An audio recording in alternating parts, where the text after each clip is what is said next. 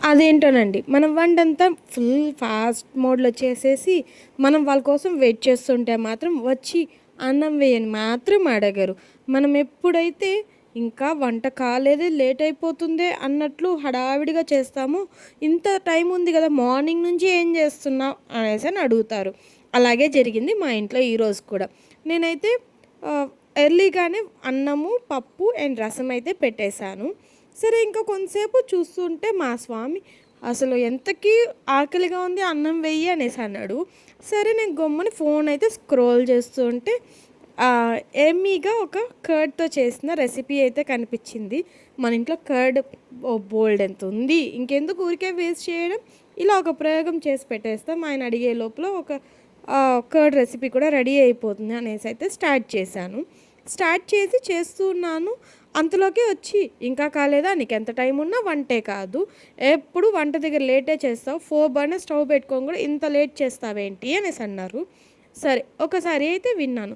రెండోసారి రెసిపీ అంతా చూసుకుంటూ మళ్ళీ చేస్తుంటే వంట చేసేదానికి కూడా రాదు. మళ్ళీ వంట గురించి వ్లాగ్స్ తీస్తావా అనేసి అంటారు. మన బాధలు వాళ్ళకేం తెలుసు. నాన్ వెజ్ లేకుండా వెజ్‌లో మాత్రమే ఎన్ని వెరైటీస్ ఉన్నాయనేసి చూడాలి కదా మరి. ఓకే. ఇంకా విషయంలోకొస్తే ఈరోజు నేను చేస్తున్నది పెరుగుతో ఓ చిన్న కర్రీ అయితే చేస్తున్నాను. పెరుగు మసాలా కర్రీ అనుకోండి.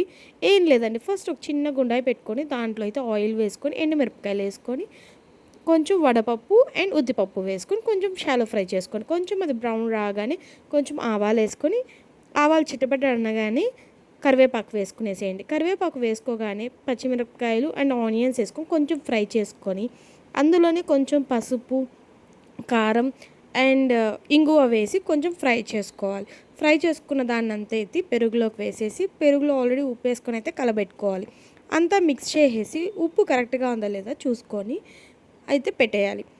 దాన్ని పక్కకు పెట్టేసాక మా ఆయన దగ్గరికి తీసుకొని వెళ్ళి అన్నాను. ఏంటి ఇన్ని రకాలు చేశాను. నీకు పెరుగు పచ్చడి చేసింది మాత్రమే కనిపించిందా? ఇప్పుడు ఇవన్నీ టేస్ట్ చేసి చెప్పు. అండ్ ఎంత హాట్‌గా ఉన్నా, ఏది హాట్‌గా ఉందో, ఏది కోల్డ్‌గా కూడా ఉందో చూసి చెప్పు. నువ్వు లేట్‌గా వచ్చి ఇంట్లో నన్ను అంటున్నావా? అందుకే పనిష్మెంట్‌గా ఒక కర్రీ ఎక్స్ట్రా చేశాను. తిని అంతా తిని టేస్ట్ చేసి చెప్పాలి అనేసి అయితే చెప్పాను. ఆయనైతే ఒక లుక్ ఇచ్చి పోనీలే నా కోసం ఇంకొక వెరైటీ కూడా చేసేదానికి నీకు టైం దొరికింది కదా! మరెందుకు మనం ఇద్దరు తిట్టుకోవడం, ఇద్దరు కలిసి కూర్చొని తిందాం అనేసి చెప్పారు. సో, అలా అయితే మా ఆఫ్టర్‌నూన్ లంచ్ అయితే కంప్లీట్ అయింది. నా వీడియో నచ్చిందంటే లైక్ చేయండి. Thanks for watching.